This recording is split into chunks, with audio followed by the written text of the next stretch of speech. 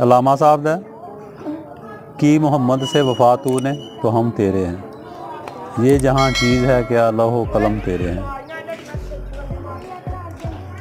यह दायरा जिहड़ा ये लैन तो इन्ना कि नीचे आना चाहिए कि वह आखिरी हिस्सा ये नाल टच हो।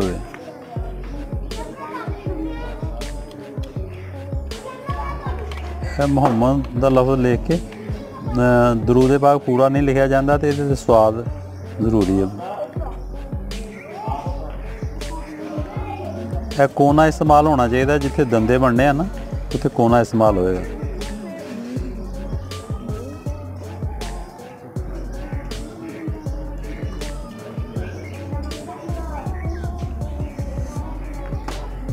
वफा तूने ये देखना होंगे कि दायरा नीचे आना, बाकी हर हरफ जो लैन के उपर उपर ही होना।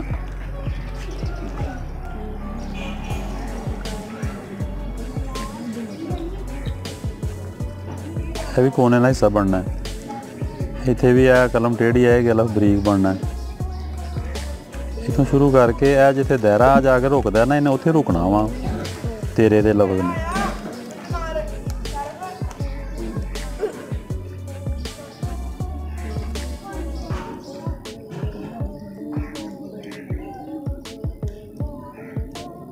अज का जोड़ा सबक होया वा यह लिख के फिर चेक करें। बेटा दाल लिखी है ना, ये उपर लिखना है, फिर ये उपर लिखना है, उस तो बाद इत्थे आ जाना। जिदा यह लिखा ना, यह सेंटर वाली लाइन च लिखा है, असी इत्थे सेंटर वाली लाइन च नहीं लिखना, क्योंकि जो अगर टक वाली मार्कर ना करते फिर असी सेंटर वाली लाइन च आना। हुण असी पेंसिल ना कर रहे हैं, असी इस लाइन दे विच लिखना वा ताकि मशक जिहड़ी है ना साडी ज़्यादा हो जाएगी।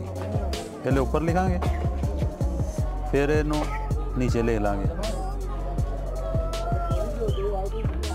ठीक है। हाँ, ये एक लाइन लिख के चेक करानी है तो फिर अगला सबक लिखना, ठीक। उस तो बाद नीचे यदा हाफ हिस्सा लेना है यह लैन का, इतों शुरू करना है, इनू इत्थे ले जाके इनू छोड़ देना, छोड़न ना रेह बन जाएगी। इनू इन्ना टेढ़ा रखांगे 80 तो 85 एंगल ते आ, ठीक है।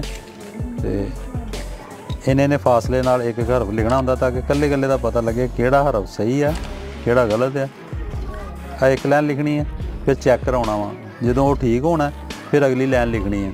उस तो बाद यह दो लाइनां दे विच सबक नूं समझना वा, बाकी आ जिहड़ियां दो लाइनां ने इन्हां दे विच होमवर्क करना वा। आखिरी लाइन जिहड़ी है ये नहीं लिखनी, तो इसलिए नहीं लिखनी कि हाथ नूं नीचे सपोर्ट नहीं सही हुंदी, इनू छोड़ दीदा वा।